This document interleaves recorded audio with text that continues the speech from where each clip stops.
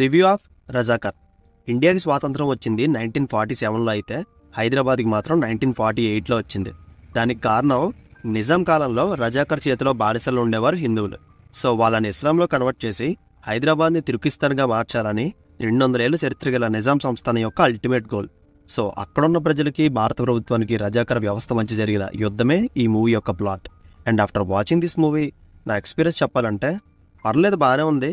Screen play మ్యాజిక్లు, engage చేసే drama లాంటివి ఏం లేకుండా జస్ట్ 1v1 నేరేషన్తో వెళ్ళిపోతుంది. యాక్చువల్గా ఇలాంటి ఒక ఇన్సిడెంట్ హైదరాబాద్లో జరిగిందని నాకైతే తెలియదు. బట్ ఆన్ స్క్రీన్ ఆ ఈవెంట్స్ అన్ని చూస్తున్నప్పుడు లిటరల్లీ షాక్ అయిపోయా. అసలు అంత దారుణంగా ప్రజల్ని హింసిస్తుంటే గవర్నమెంట్ ఏ ఇనిషియేట్ తీసుకోకపోవడం అంతకన్నా పెద్ద షాక్ ఇచ్చింది. మరి దీని వెనకున్న పొలిటికల్ డ్రామా ఏంటి అనేది పెద్దగా ఎక్స్పోజ్ చేయలేదు. మేబీ క్లియర్ కట్గా తెలుసుకోవాలంటే హిస్టరీ బుక్స్ చదవాలేము. And coming to the point, movie first half కంప్లీట్గా రజాకర్ వ్యవస్థ హైదరాబాద్ ప్రాంతాలని మత మార్పిడి పేరుతో దాడి చేయడం, ప్రజల్లో తిరుగుబాటు చేసే వాళ్ళని అతి దారుణంగా చంపడం, ఈ సీన్స్ అన్నీ చాలా చాలా బ్రూటల్గా అండ్ హార్డ్ హిట్టింగ్గా ఉంటాయి. అండ్ మన మైండ్ని కూడా డిస్టర్బ్ చేస్తాయి అవి. అండ్ వాటిని అన్నింటినీ చాలా మట్టుకు అథెంటిక్గా చూపించడానికి ట్రై చేశారు. నిజంగా డైరెక్టర్ యాళ్ల సత్యనారాయణ గారు ఈ స్టోరీని విజువల్గా చూపించాలనుకోవడం డేరింగ్ అటెంప్ట్. అందుకే ఎప్పుడూ రిలీజ్ అవ్వాల్సిన ఈ సినిమా ఎన్నో కాన్సిక్వెన్సెస్ ఫేస్ చేసి ఫైనల్గా రిలీజ్ అయింది. అండ్ అఫ్కోర్స్ హిస్టరీలో జరిగిన దాన్ని చూపించారు కానీ ఫిక్షనల్ ఏం యాడ్ చేయలేదని ముందే డిస్క్లైమర్ ఇచ్చారు. అండ్ ఇంక స్టోరీలో ఉక్కు మనిషి సర్దార్ వల్లభాయ్ పటేల్ గారు మెయిన్ రోల్ ప్లే చేశారు. అయితే ఫస్ట్ హాఫ్ అంతా ఆయన సీన్స్ అన్ని రిపీటెడ్గా రావడం కొంచెం బోర్ కొట్టించింది. బట్ కంక్లూజన్లో ఇండియన్ ఆర్మీ ఆపరేషన్ పోలోని యాక్టివేట్ చేయడం, దానికి వల్లభాయ్ పటేల్ గారు తీసుకున్న ఇనిషియేట్కి హ్యాట్స్ ఆఫ్ చెప్పాలి. అండ్ డైరెక్షన్ వైజ్ సత్యనారాయణ గారి ఎఫర్ట్స్ని మెచ్చుకోవాలి. మోర్ దెన్ రైటింగ్ అన్నా కూడా ఆయన టేకింగ్ బాగా అనిపించింది. అయితే సినిమాటిక్ స్టైల్లో చూస్తే ఇంట్రెస్టింగ్ ఎలిమెంట్స్ అంటూ ఏవి ఉండవు. ప్రజల త్యాగాలు, రజాకర్ దాడులతోనే మూవీ అంతా రన్ అవుతుంది.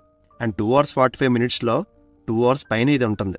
అండ్ ఇంకా నైజాం ప్రభుత్వానికి ఎదురు తిరిగే ప్రొసీడింగ్స్లో యాక్టర్ అనసూయ గారు కానీ, ఇంద్రజా గారు కానీ, బాబీ సింహ గారు కానీ ఇలా చాలా పెద్ద కాస్టింగ్ ఉంటుంది.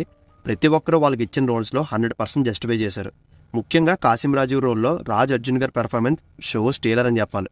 ఆ రూత్లెస్ క్యారెక్టర్కి పర్ఫెక్ట్గా యాప్ట్ అయ్యారు ఆయన. And technical side art work చాలా బాగుంటుంది. But CG work just okay అనిపించింది. బికాస్ ఆఫ్ బడ్జెట్ ఇష్యూస్ అనుకోవచ్చు. అండ్ ఇంకా బీమ్స్ గారి బ్యాక్గ్రౌండ్ స్కోర్ బాగా వర్కౌట్ అయింది. బట్ సాంగ్స్ అంత హై అవ్వలేదు. సో ఓవరాల్గా డేరింగ్గా తీసిన హానెస్ట్ అటెంప్ట్ ఈ మూవీ. ఎంటర్టైన్మెంట్ కావాలి, గూజ్ బంప్ స్టఫ్ కావాలనుకునే వాళ్ళకి ఇది ఎక్సెప్షన్. ప్రతిసారి అలాంటి కంటెంట్ మూవీసే కాకుండా అప్పుడప్పుడు మన హిస్టరీ కూడా తెలుసుకోవడం మంచిది. అండ్ అడల్ట్ కంటెంట్ అంటూ ఏముండదు, కానీ చెప్పగదా డిస్టర్బింగ్ సీన్స్ మాత్రం చాలా ఉంటాయి, ప్రిపేర్ అయ్యాలండి. అండ్ ఎక్కువగా 1938 అని, 48 అని, 49 అని ఇలా టైమ్ లైన్స్ తిప్పుతూ ఉంటారు. కాబట్టి కన్ఫ్యూజ్ అవ్వకండి, జస్ట్ మూవీ ఫ్లోని ఫాలో అయిపోండి. డెఫినెట్గా వాచబుల్ మూవీ ఇది. అండ్ ఫైనల్గా ఈ మూవీకి నేను ఇస్తున్న rating 2.75 out of 5. So see you in the next video. Take care friends. Thank you.